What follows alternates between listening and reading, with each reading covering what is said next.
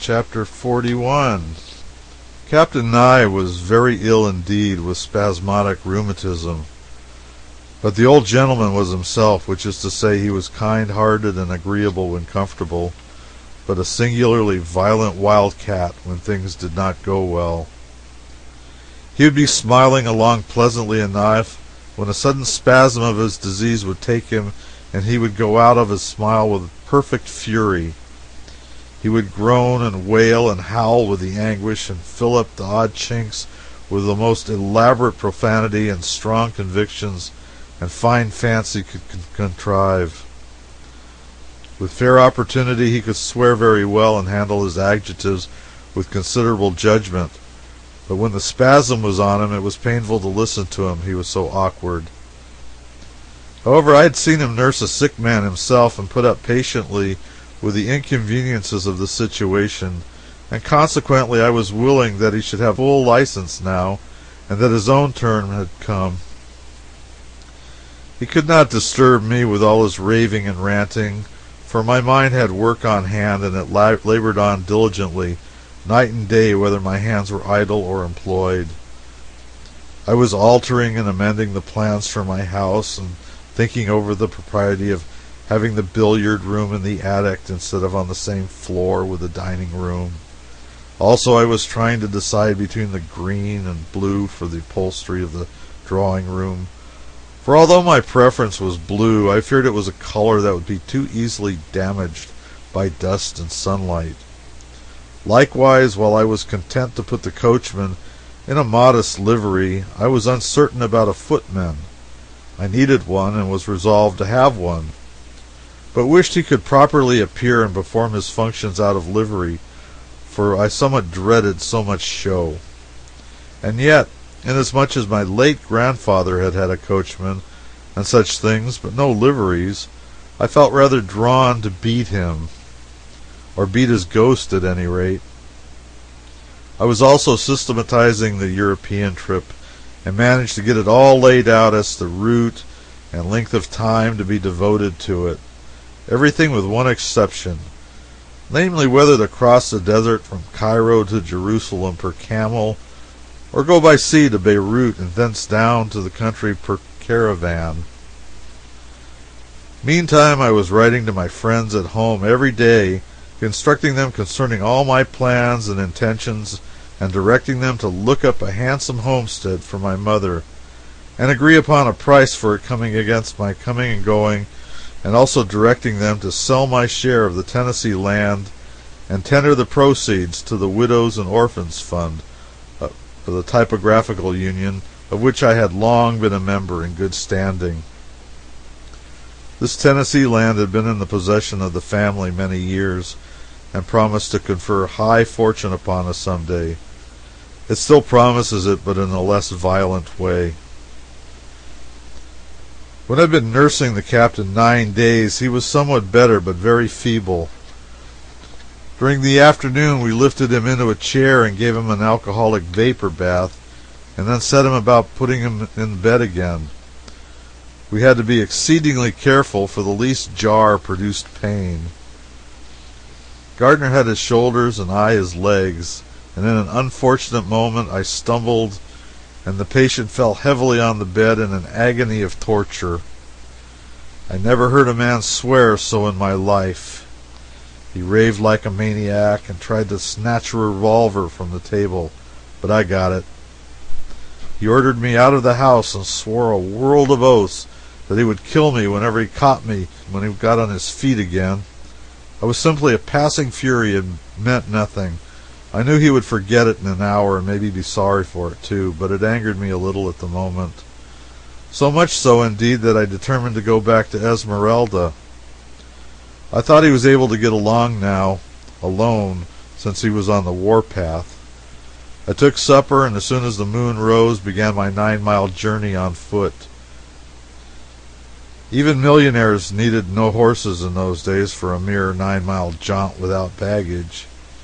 As I raised the hill overlooking the town, it lacked 15 minutes to 12. I glanced at the hill over beyond the canyon, and in the bright moonlight saw what appeared to be about half the population of the village massed on and around the wide west croppings. My heart gave an exulting bound, and I said to myself, "They have made a new strike tonight, and struck it richer than ever, no doubt." I started over there, but gave it up. I said the strike would keep, and I had climbed hill enough for one night. I went on down through the town, and as I was passing a little German bakery, a woman ran out and begged me to come in and help her. She said her husband had a fit. I went in and judged she was right. He appeared to have 100 of them compressed into one. 2 Germans were there trying to hold him and not making much of a success of it. I ran up the street half a block or so and routed out a sleeping doctor.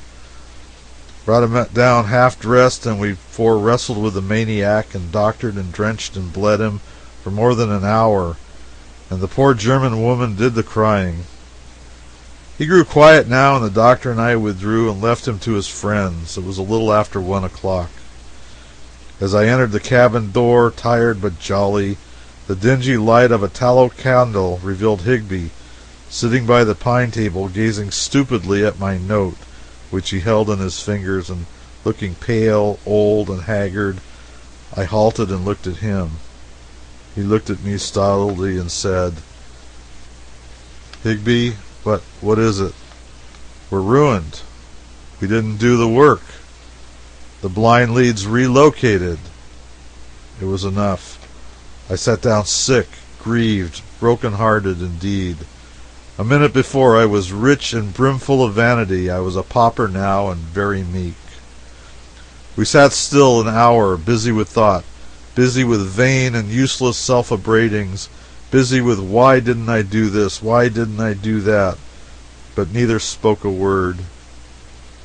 Then we dropped into mutual explanations, and the mystery was cleared away.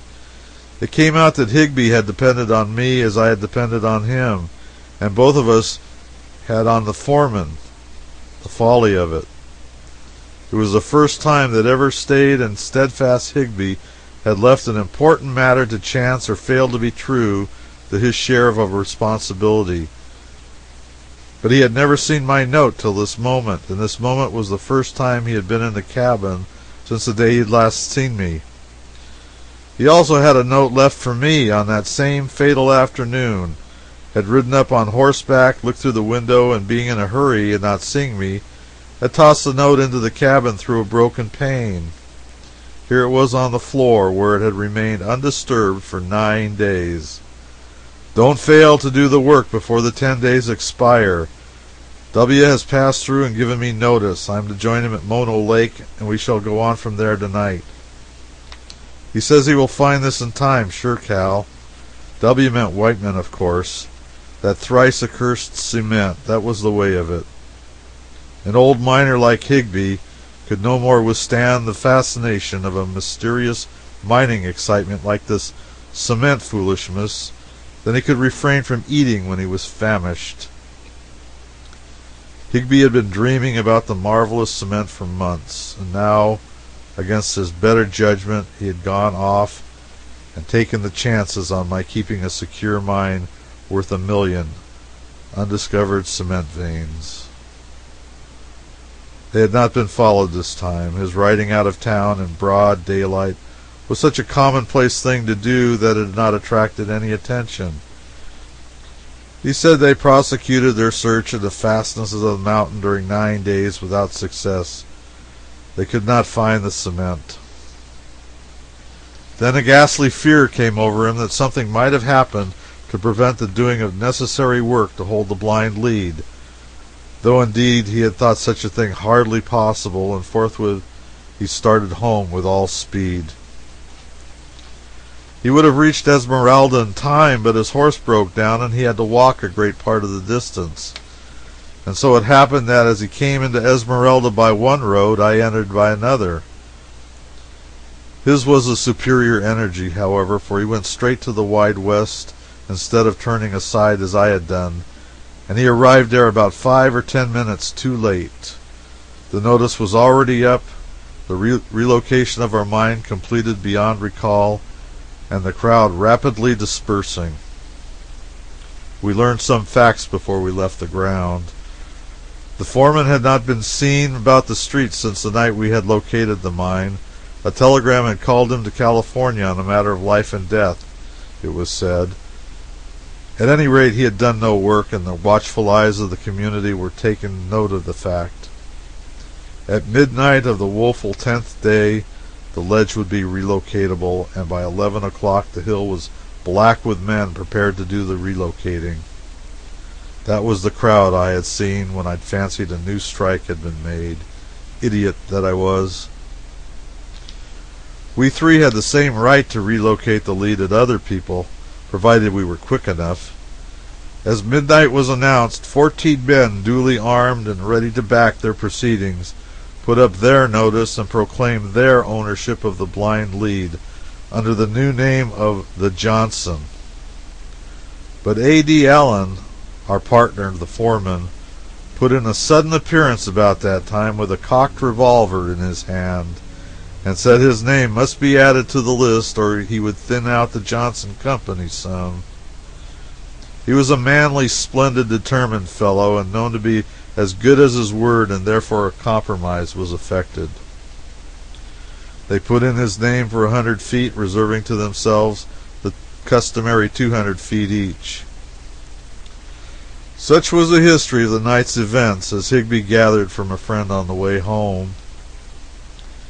Higbie and I cleared out on the new mining excitement the next morning, glad to get away from the scene of our sufferings, and after a month or two of hardship and disappointment, returned to Esmeralda once more. Then we learned that the Wide West and the Johnson companies had consolidated, that the stock thus united comprised 5,000 feet or shares, that the foreman, apprehending tiresome litigation and considering such a huge concern unwieldy, had sold his 100 feet for $90,000 in gold and gone home to the States to enjoy it. If the stock was worth such a gallant figure, with 5,000 shares in the corporation, it makes me dizzy to think what it would have been worth with our original 600 in it. It was the difference between 600 men owning a house and 5,000 owning it.